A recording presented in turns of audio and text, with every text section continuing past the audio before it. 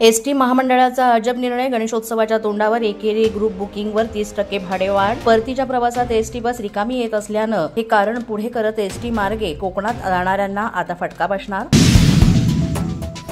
गणेश चतुर्थीनिमित्त मध्य रेल्वेकडून विशेष ट्रेन चालवल्या जाणार. मध्य रेल्वेच्या 250 तर पश्चिम रेल्वेच्या 44 विशेष फेऱ्या.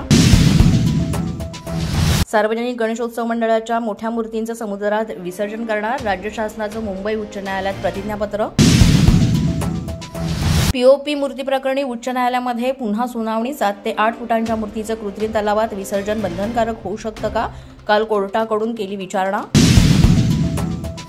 कोकण रेल्वे मार्गावर कर्नाटकातील अस्नोटी आणि गोव्यातील लोलीम रेल्वे स्थानकादरम्यान सकाळी 10:15 ते दुपारी 1:50 ब्लॉक. अनेक गाड्या विलंबाने धावणार.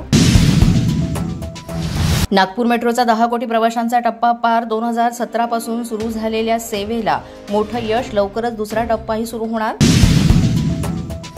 महाराष्ट्राची कुलस्वामिनी तुळजाभवानी देवीच्या भक्तांसाठी आनंदाची बातमी. तुळजाभवानी मंदिरात 25 जुलैपासून मिळणार भाविकांना लाडू प्रसाद.